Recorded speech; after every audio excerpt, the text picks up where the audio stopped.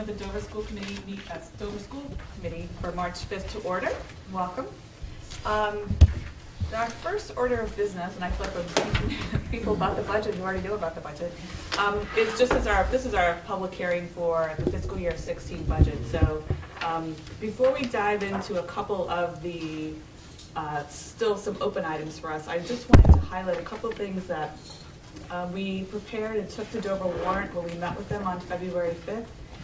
So they've included them in your packet, and I think some of them too will also be part of our presentation to the town on March 16th. So one question that always comes up, I think at the town budget hearing is, how come your enrollment's decreasing but your budget continues to go up? So one analysis I thought would be important to do, and we pulled this together with information that Steve's been accumulating and Chris, was looking at where we've been over the last 8 years. So where we were in fiscal year 9 to where we are in our budget for fiscal year 16. So there's some key data points here for everyone to sort of take a look at. We had the average class, we had enrollment and then the average class size, which we've been pretty consistent in our average class size, which I think that's good to see, because I think sometimes I feel like our class sizes are getting smaller, but they're not where we are on average. On average, right? Well, good, right? And so it just sort of rolls you through sort of our key components of our teaching staff. We have the classroom, obviously teachers. We've gone from 29 to 23. We have some specialists. We did the teaching assistants. The one area where we do see an uptick there is special ed, and we all know there's a lot going on here, so that makes sense. We also show the decrease of administrators, guidance and psych, and show that we kept consistent with other staff, which is basically one person per area, so it's not like things start cutting there. But support staff, I think, showed a significant responsibility on our part to sort of trim where we could on the support staff. The custodians, we did not replace the retirement we had last year. And for the first time, we've taken one reduction in the number of buses that we have transporting our students. So I think if you look at the column, most of them are around in the 20s, so we're consistent in our reduction. So I think this has made us all sort of feel like we're heading in the right direction and we're doing what we need to keep up pace with the declining enrollment, knowing that at a point where there's fixed costs that we won't be able to do anything about unless we close the building. So, right. But that just sort of gives, I think that's a great sort of overview to take a look at before we dive into the details of fiscal year 16 budget. Any questions on that before we move on? Nope. Okay. Are 2 custodians, I assume, sufficient? I mean, the building doesn't shrink just because we have fewer classes, but... Well, we've experimented with that this year. I think we've sort of worked out some of the initial kinks. We have 4 custodians. Okay. But it's 2... Oh, it's FT, I'm sorry, it's FTEs. You're right. Okay, so it's 2 FTEs, and that's sufficient. Okay, that's great. It's always perfectly clean. Right, well, no, as I said, it doesn't Right, it there's a hasn't shown. point, well, no, it won't shrink, just because... Good question. But it's the activity sometimes that takes place. So I think we have several different versions of how we want to summarize the budget. The first one is the sort of the color-coded by category, that then this is what is transposed into our pie graph, our pie chart that actually I need to ask Chris to do for us. And it shows the budget as of where the proposal for tonight, which is the 6.5 million for in-district, and then shows the pre-K to 5 out of district, the region out of district, and then gives to us a total budget of 9.717545. And at the bottom, it actually shows you the circuit breaker that will come in, and remember the circuit breaker is for the preceding year. So next year's circuit breaker, or fiscal year 17 circuit breaker, will continue to grow as our out-of-district budget goes. I didn't want to spend too much time on that, but wanting to move on to the change page, and I will turn that over to Chris and Steve to walk through where we are from January to now, our January meeting to March 5th. Sure. So, excuse me, if we draw your attention to around the middle part of the changes page, there's a gray bar line reading presented March 5th, 2015. So fundamentally, we have 4 items to bring forward since our last conversation. And one is administration's recommendation for a reinstatement of 0.5 of the PE position, excuse me, at a relative cost of $27,528. So you'll recall the last iteration had PE completely reduced. We have 1.8 FTEs currently. The last version had 1.0. This reinstates to 1.5. The retirement attrition of $16,000. So that's an additional retirement that's become known to us. Food service point of sale system, it's administration's request to be able to begin the migration to the POS system for food service in fiscal year 15 and not roll that expense into fiscal year 16 so that we can be fully operational on that platform for the opening of next school year. And the other 2 school committees have supported that as well, so that, we'll be synced up as a school system. Excuse me, and as you know from the joint school committee meeting that we had just last week, the results of the bid opening, thanks to Chris Tague for doing all the work behind the bid process for the general ed, regular education transportation, allows us to reduce that line in the budget by $26,689. That yields a revised in-district operating budget for this evening of, as Mrs. Vittori indicates, $6,550,001 for an overall reduction of negative 2.05% over fiscal year 15. The next area is Chickering out-of-district increases, decreases. So if you take the 6550 plus the next bolded number in that column of 551,038, which has not changed, and you add to that down below the figure of 2.6 million or 2,616,506, the sum total is for a revised Dover schools revised budget of $9,717,545 or a 2.18% increase. Excuse me, as we indicated at the last meeting, the section below does some further manipulations of the data so that we're able to, as it were, back out the cost from the $6,550,000 for in-district education. If there was non-inclination to move in the direction of the preschool, that would have brought the in-district operating budget at $6.3 million or 6.3. Well, I think that was more shown to show our, Yeah. that new program The coming program. up. Yeah, no, Yeah. And then additionally, and continued for discussion, is if the school committee were inclined to approve a budget with the full PE complement, you would obviously be taking the 0.5 reinstatement above plus the 0.3 referenced in the yellow section, an additional cost to the district and to the town of $16,518 would be the marginal cost, the relative cost of that. So we want to lay all of that out for you tonight. And there was another page in your budget which is also a document that is sort of what we call the roll forward. And it's also a document that we bring to our friends at Dover Warren every year. And it really walks you through the ins and outs of how the budget's gone up and down through its Well, it actually takes last year's budget and shows you how you get to this year's budget. So it's helpful, you see all the pieces and not just changes made between the time, but you see the whole. It's very helpful. Thank you. It is a nice document. Thank you, Mrs. Vittori.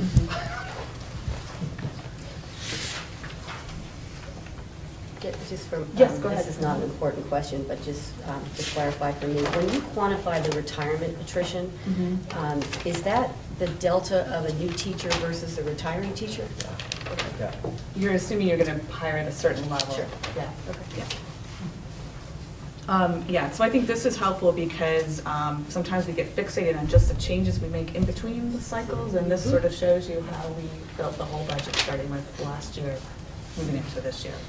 I think most of the changes that we had tonight were all things that we knew were coming. We were just waiting for the bid process on the regular ed transportation. There was a decision to move the POS system into this fiscal year, and then the retirement came in afterwards. So I think the only thing to really spend some time on is just the PE, computer engineering. So I think Sure, another two. sure. Yeah. At the last meeting, we began to have a discussion around physical education and computer science, and the computer science curriculum and the desire on the part of administration. And since our last meeting, we've had a number of conversations, and I know that Principal Dial and Dr. Reineman have spent an incredible amount of time looking at the master schedule for next year in response to clearly a desire to try to keep some modicum of the current construct of PE, while at the same time ensuring that students being graduated from grade 5 at Chickering who matriculate to grade 6 have the same exposure to the computer science standards that students from Pine Hill currently have and will continue to have.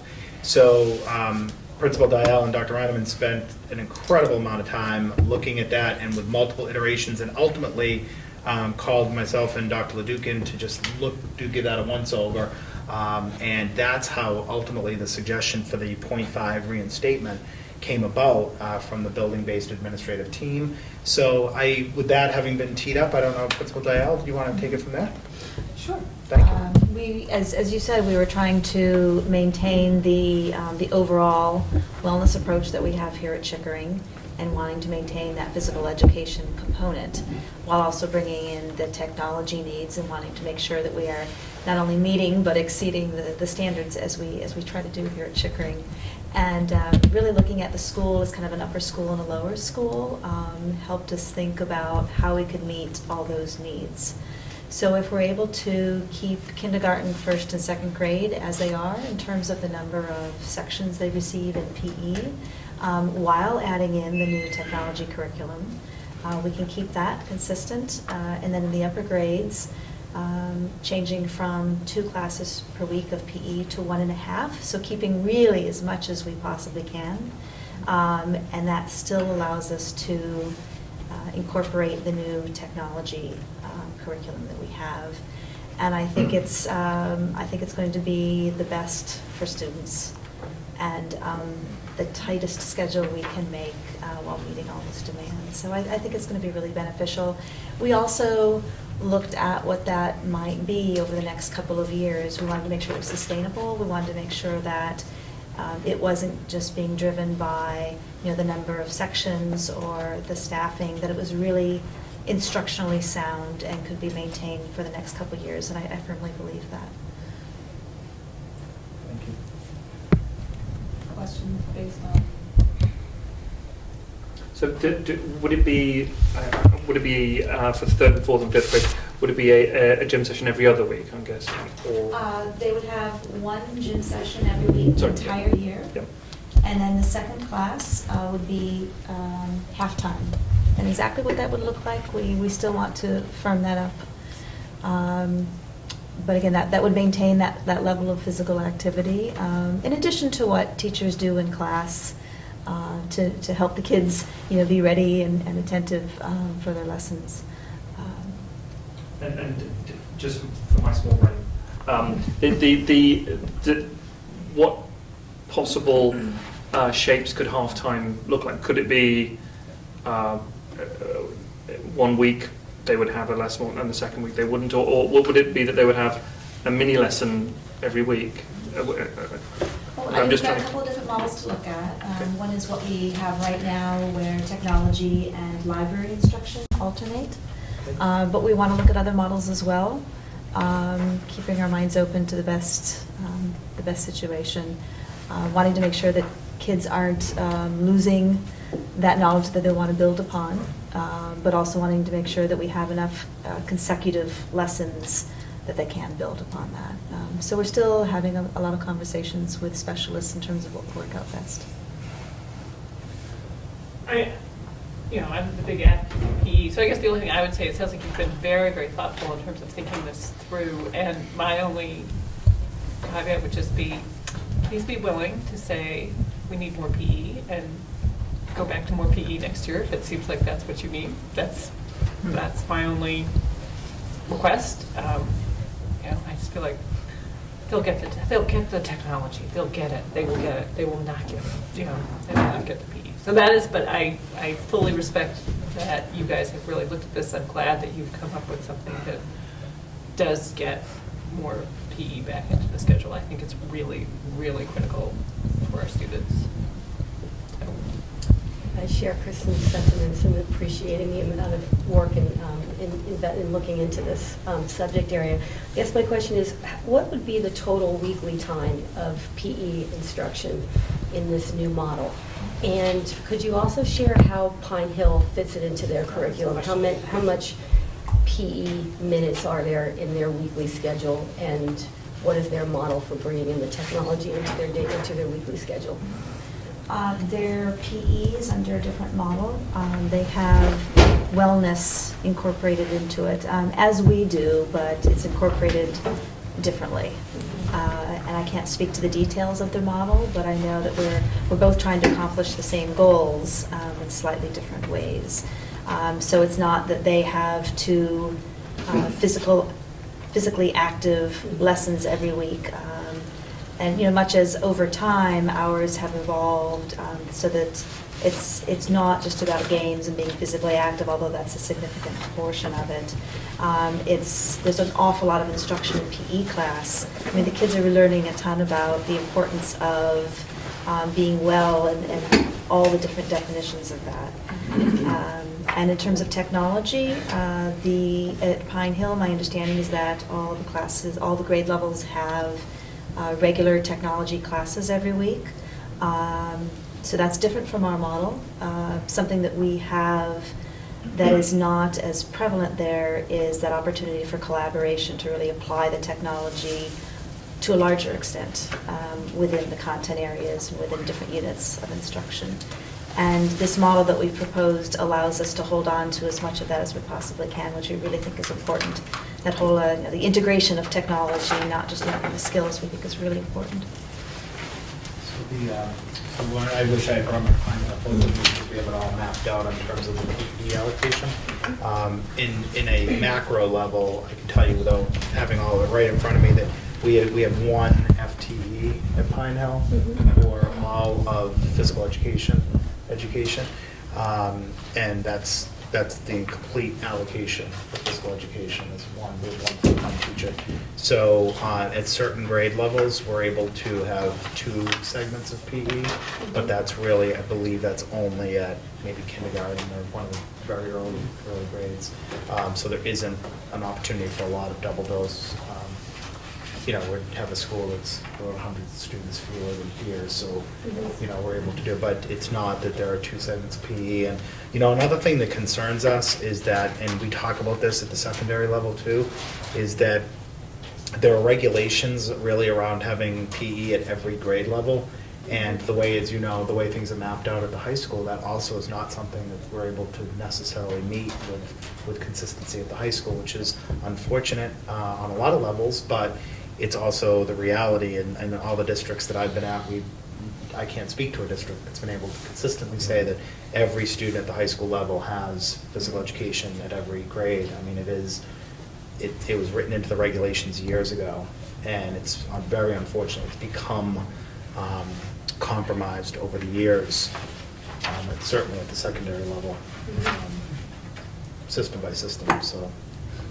Well, I think we appreciate you carrying the concerns from the committee in the January meeting and going back and seeing how we can sort of compromise and come up with a hybrid model. So I know that that's very much appreciated, and I know it's open, and we're trying to figure out where that line is as to how much input you need from us and how much is just up to you to do. So I think this is where we're sort of crossing that line and trying to figure out. And there's a little bit of budgetary responsibility, but there's also a big piece of the curriculum for the children. So how does everyone feel like? My one issue that I have is how we are, because of timing, making this decision outside of the wellness committee and the wellness policy that is being rewritten and it's in draft form right now. I feel like we're a year ahead of where I wish we were, because I wish the wellness committee were fully in place and that the policy were fully established, so that this could be vetted with in the context of that program. And I'm having a hard time with that. I have to be honest, because in the reading that I've done, with even the CDC, they're really advising schools and communities to protect physical education. And so making this decision in this body without the oversight, I guess, of an established wellness policy, that's what I'm having trouble with. So with full respect to the fact that you're making this proposal because you think that this is in the best interest of our children, I fully appreciate that. I just feel like that I'm not worthy of having part of making that decision. Would it be to Mrs. I think Mrs. Fedori's point, if administration were to move through this year and then feel like, we do need to go back to, would the Dover School Committee be receptive to hearing that? Or, if the decision is to allow it to go through as proposed hybrid model, to be able to have administration come forward and say, we have found a way to meet the computer science. Because to juxtapose what you're saying, Lauren, and it's an acute and very real concern. The other is that we also know that for next school year, we will probably have to then splinter what happens with students from Dover and Sherborne for computer science in grade 6, absent of approval of this model, because the curriculum will be so solidly in place for 6th grade in terms of what will happen for computer science, that the population will have to do something pretty radical in terms of the computer science instructional model. Not to say we can't do it, but that is also, I think, counter to what we've been trying to do too. They're all great in competing interests.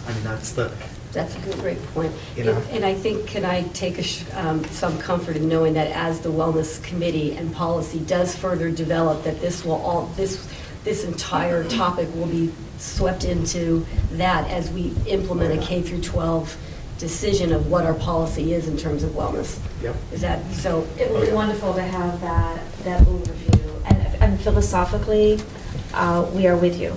Okay. In terms of totally agreeing in terms of the need, and it really comes down to how we balance all those different needs that are within a school. But philosophically, we're with you. Okay. There's one idea that I just want to float, and I'm not sure what the solution is, and if anyone has any ideas or thoughts, would be great.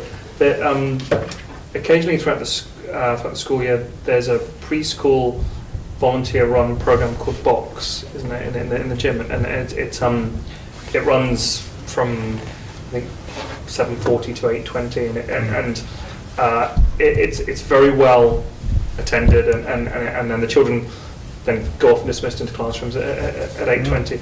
And it's been run by Sarah Stewart and Jem McGrath, and they've done a fantastic job. That they're unable to continue their leadership of that volunteer, and they've been looking for people who might be able to do it, and with some difficulty because people's schedules are not able. But I'm going to say there are probably 30 to 35 children, boys and girls of all grades, who have 35 minutes of great running before their lessons, and it's a wonderful experience. Oh, it is. I'm just wondering if there's any way, whether it's through the PTO, whether it's through some money from DSEF, whether it's reach out to, I don't know, but it'd be lovely if that could be next year, if that could be perhaps set or aided, that it could run regularly, especially in these brutal winter months. So I don't know if anyone has any ideas on that. It'd be great to try and aid that to be a preschool adjunct, especially in this situation. I could take that under advisement. Sure. Thank you. But thank you for all the thoughts. It's it's very evident you've done a huge amount of work on it and consideration. So thank you. Any other questions on the budget before we take our final vote on the numbers? Yes, go ahead. The FTE number of 0.1, the change, is that really enough to roll in one more year? Grade? For what? Did I? Oh, for world language? Gotcha. Yeah. We, a complete sentence. that's sort of FLES. Yeah. With respect to FLES, the I'm sorry, I'm looking at my notes.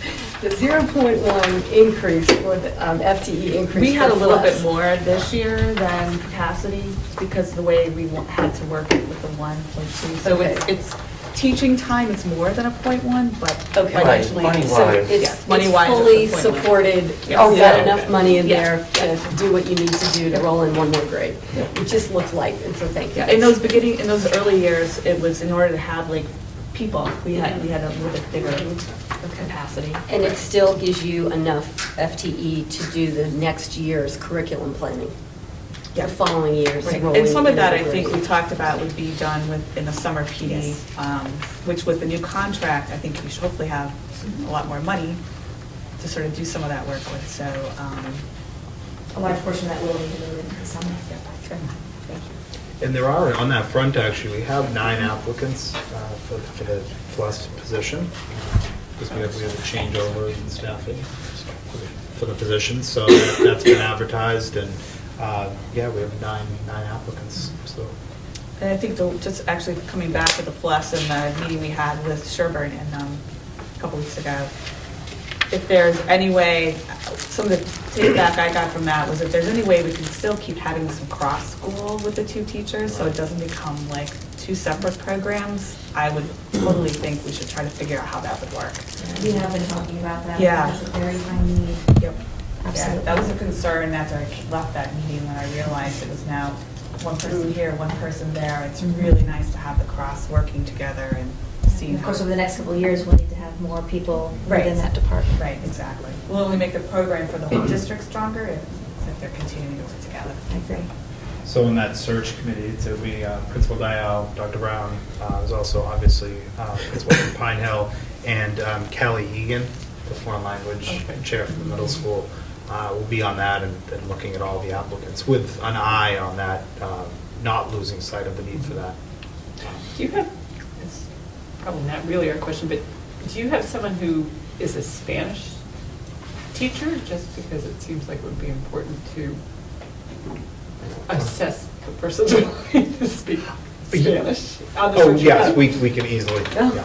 You know, okay, we have someone. Thought you wondered if the right? teacher. They would come in and do sample Demo lessons, and lessons. that's when. We would have, I'm just like, That's when I think the Spanish teachers would probably come in and observe. yeah, just want to make sure Valid that concern. someone doesn't have a terrible accent or something. Although Callie she can sort of listen to it.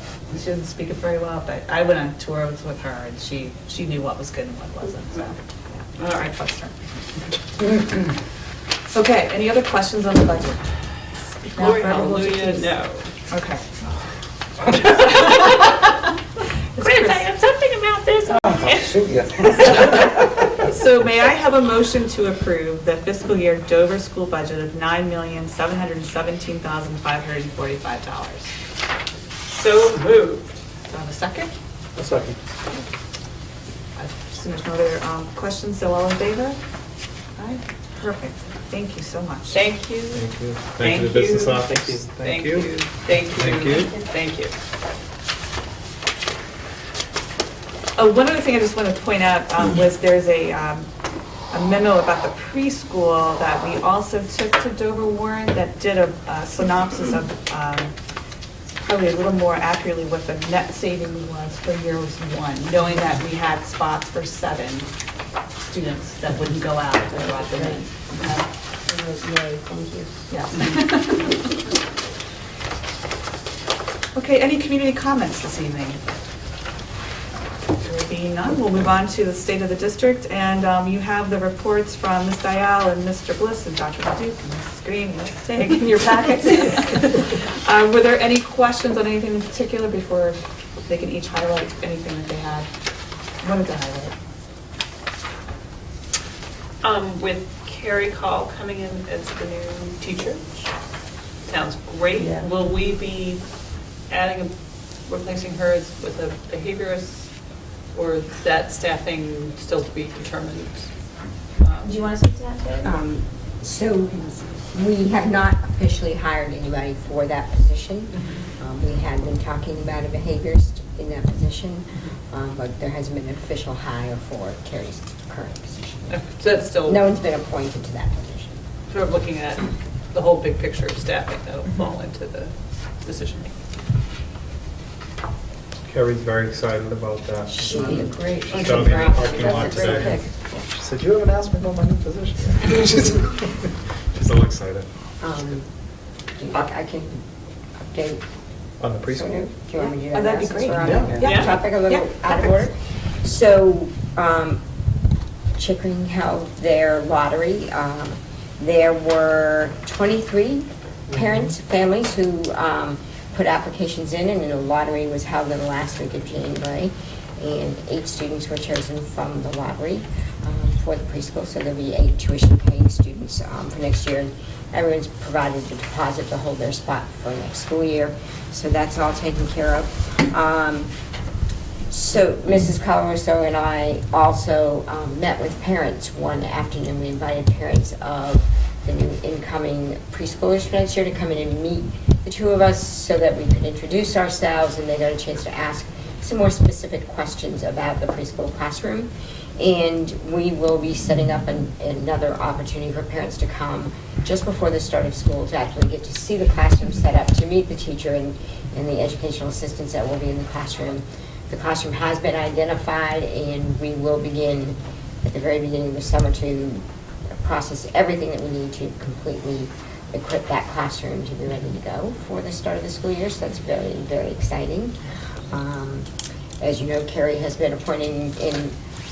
Carrie's a great fit for the position. She's dually certified in special ed and general education in early childhood, and she has her BCBA certification. So she's very, very excited about taking that position. She can't wait to get in there. So that's great. She's already begun meeting with the 2 preschool teachers at Pine Hill to ask them a lot of questions about the curriculum that they're using and some of their procedures, and kind of see how their classrooms are equipped and set up and all of those things. The classroom for the preschool has been identified here at Chickering, and so we'll be all set to go and equipping that, as I said. Pine Hill also has shared with Chickering all of the documents and the parent handbook we do each year and all of those things with Chickering so that they can revise them for their needs, but there'll be consistency across the 2 districts in some of the procedural things that we do in the preschool. So very excited. It's moving on quickly, and it's going to be great. We're very much looking forward to having the students in the building and getting the little ones in here. One question I had, since we are collecting the deposits, do we have our account set up for new revolvings? Not yet. Not yet. That'll take place probably over the summer. Or before then? They had before then, because. Oh, it's just a matter of process is- setting up the, Yeah, yeah. with the town. Okay. Let's get to the budget. They have checks. No, we have it right here. You're already receiving. We Yeah. just Yes. had a deposit. Oh. Yeah. That's what I. Oh, I'm not okay. that crazy. We got Chris, money. Where we Chris, I have one on I've seen Monday. money. Oh, all right. It's captured on our Monday morning. Okay. Thanks. Terry, are these 3 and 4-year-old students or just 4-year-olds? No, 3 and 4 years. 3 and 4. That's a really good response, It 23 is. families, It is. considering we only have 40 identified kindergartners. That's nice. Good things, good times are coming. We hope. I had just a couple of things, if that's okay.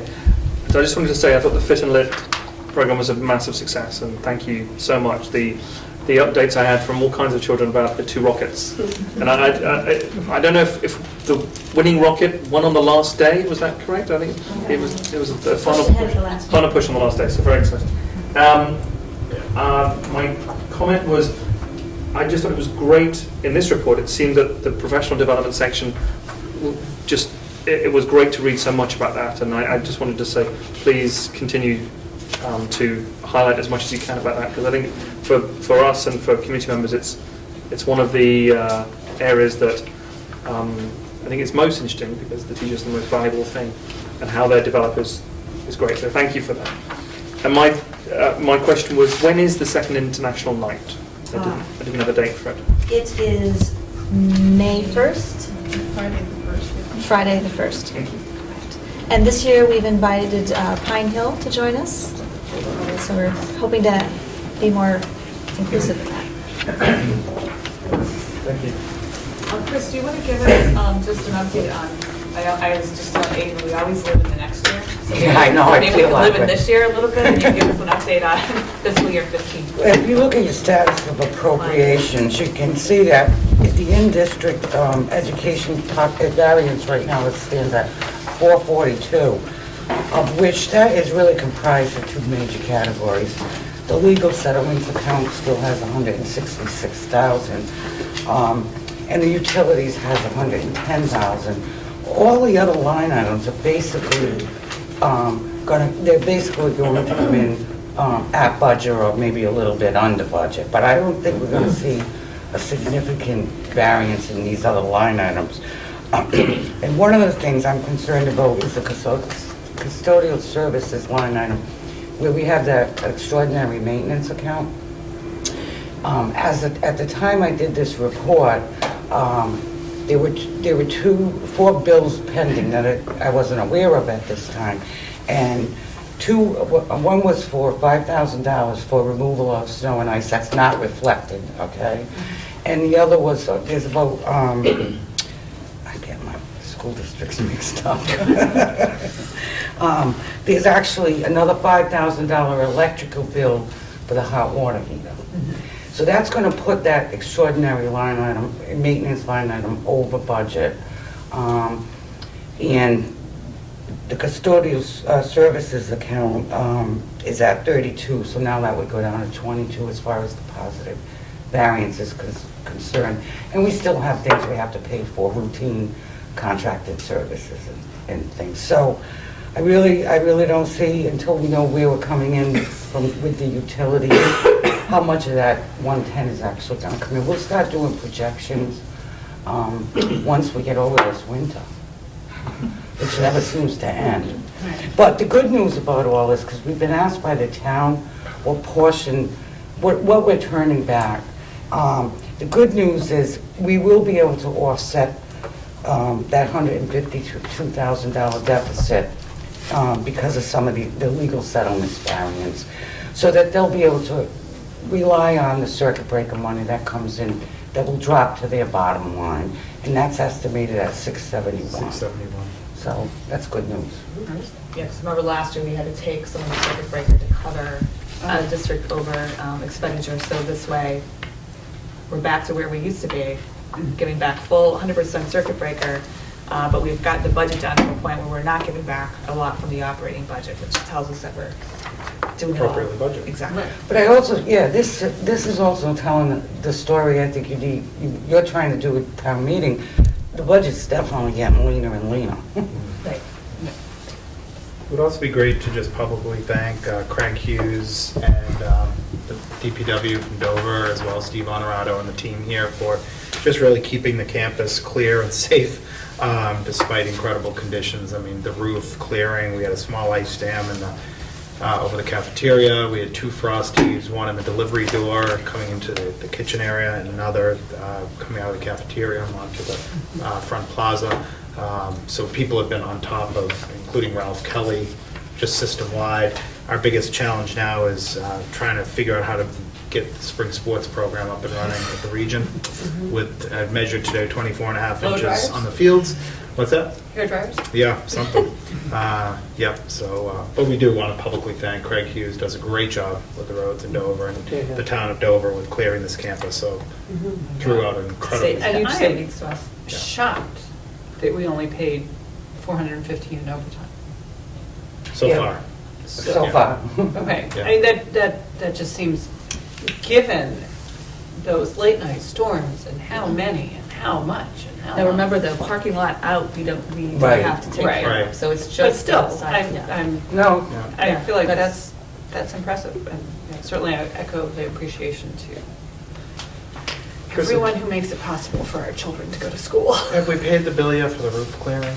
no, but that's why, That's they're not in these Yeah. numbers, so. Is that the 4,000 you're talking about? The 5,000 for roof clearing and then the electrical work for the hot water heater. The cost of the hot water heater, however, is reflected already. It was just the electrical Doing the work work. that needed, Yeah. Which seemed to be about double what we estimated though. yeah. Isn't it Great. That's it. Yeah. You know, on the, just on the business manager search committee, thank you, Adrian, serving on the business manager search committee. We are underway, had our first meeting the other day. We did. We have identified a series of candidates to interview the next couple of weeks, so that's good. So thank you for serving. It's an How many enormous. resumes did you get? I know you know. We had 26 total resumes. We identified 6 people that were called. And we have 34 applicants for the business office associate position, and we're in the process of scrubbing those and going through that process as well. The MECO budget that we suffered, that reduction, the good news of Governor Baker's initial budget that he put together, and the press release just came out yesterday. I sent something out to school committee. His proposed fiscal 16 budget calls for the restoration of the 1.2 million that was recently cut from the fiscal year 15 budget. So we're out of luck, So for fiscal 15, but for 16, it looks like that those monies will be restored. So that's really good news. And a group of us are going next week to meet with the commissioner in his office to just continue to advocate for the program on multiple levels. And the superintendents wrote, from all 31 MECO district, we wrote a letter to the governor, and quickly thereafter, that became part of the budget. So Wow. that's good news. Good. That is- That's really good news. We're happy with that. The only other items, you know, you'll do a lot of reading, I'm sure, over the next few days of the governor's budget. We just caution there's still a lot of moving parts, and as Chris always cautions us about, you know, it's reading something like there's a little bit of favorable news around Chapter 70 money, for instance, but we don't have all the information yet on all of the entitlement grants. So sometimes you'll feel like, or you'll sense as if you're getting something in one bucket and then they get taken from another. So we just want to approach that with an abundance of caution. And also just bring attention to Chemical Health Night at the Region on March 9th, the Internet Safety Night, which is always great, on March 26th, also at the Region. And in a wonderful night last Friday night here at Chickering, hosted Denise Pope with the Challenge Success Program. What were you How in was the attendance? turnout for that? No, because I was flying home. That's right, you're flying home. The attendance How was was very the strong. attendance? Hundreds of parents, as I understand it. We had more than 160 parents. They just kept coming On a in. Friday night? On a Friday night, which was announced just several days prior because we had to reschedule. It was fabulous. Wow. Is That's that amazing. televised? Will it be televised? Yes. It was recorded, and we have that for about 1 month. This is what I learned today. So we're gonna do like showing nights, we're gonna broadcast what those nights will be. In fact, I have a meeting with Ellen Shagnon tomorrow, and we'll get something out on that, or just to make sure that it's made available. We're doing 2 viewing nights or something, I think Ellen has in mind. But just also kind of a shout out to Ellen Shagnon, you know, she's the regional director of guidance and doesn't touch the Chickering budget or the Pine Hill budget, and yet has just gone so far above and beyond the call of duty, you know, and really making sure that the elementary schools are plugged in to this program. So she's wonderful. Are we allowed to put it on cable, or they have, does she have provisions I that she don't couldn't be? know. I haven't been involved with those details. I just learned that we have access to it from Yeah. them. Thanks. That's it for my report. Okay. Do you want to? Chris and Terry, would you like to go? Yes. They're running. No, I want to stay. I guess better way to spend my Is the Internet Thursday. Safety Night parents only? Or is it, do people bring? I think it's a parents only. Yeah, It is parents parents only. It is, yeah. Thank you. So we're thinking about what we could talk about that was pertinent to this year, and one thing that we don't spend a lot of time on except in June when we approve it, it's a school improvement plan. So we thought it might be great if Laura just want to hit some highlights in some of those goals, just so we hear what's going on. Sure. We narrowed it down to 6 goals for this year, and many of them are related. They might have a different focus to them, but if I can group them a little bit just for this discussion. Goal 1 and Goal 6 were around developing multidisciplinary units of study and using professional learning communities to do that. And, you know, we had this vision of what we could do with that. We knew that we wanted teachers to be the ones developing the units of study. They're the ones delivering it to the students. And it's really a way to customize our instruction given the student body that we have. And teachers have found it valuable, difficult, and really valuable. And I'm putting it in that order because they really appreciated the time in the beginning. Having so much school-based PD is invaluable. Frustrating because we're really having to collaborate much more than we have before. Having to align our approach to doing that, but that's kind of the big struggle that you have. The first year you're really focusing on that. And I come back to valuable because we're at that point in the year now where we have these units of study and teams are ready to implement them. Many of them started a week or two ago. And I mean, the discussions at common planning times around the next week's lessons and, you know, what works already and what doesn't work, it's just wonderful to listen to. What I didn't expect is the amount of work that teachers would be putting in. It's, you know, that 2 hours of PD that they have on Wednesdays, that's when they're planning. The amount of work they're doing outside of that is incredible. So the benefits are huge, but it's also been it's been taxing for teachers, to be honest. So I really laud them for doing all that. And we're very excited about the outcomes. And thinking about how we want to use that time next year, now that we have this PLC process established. We're likely going to be involving science next year, but that's yet to be decided. I'll move now to Goal 2, which is around launching the Center for Regulation and Academic Resiliency. That has taken off, again, much more than I thought it would. And we wanted to start small and really build our capacity and making sure we were going very carefully and not getting into therapeutic areas that as a school we weren't ready to go into. We started off with 4 different groups, including mindfulness and executive functioning and the zones booster, a more intensive course on the zones of regulation. We started with 29 students. We've just added 25 more. So our intent through the center, which is really around targeted instruction for regulation, is not to reach every student. We're doing that in different ways. But it is to meet needs as they arise. Some of them are short-term needs. Some of them are long-term. But we just had a meeting this morning with educational assistants, as we did with our whole staff last week in a staff meeting, just informing them kind of where we are in the school year and what it's providing to students. And this is incredible excitement and buzz about it, saying, this is what we've needed, this is what we want, and people are really excited about it. And that's another one of those areas that has required a lot of collaboration between the teachers and the guidance counselor and the school psychologist. And we're seeing a difference, and really just a different way of looking at things through the lens of wellness. So that's been great. And your presentation last in January was so great on that. I understand it so much more. Yeah. We talk about all the keywords, but until you sort of hear more about it,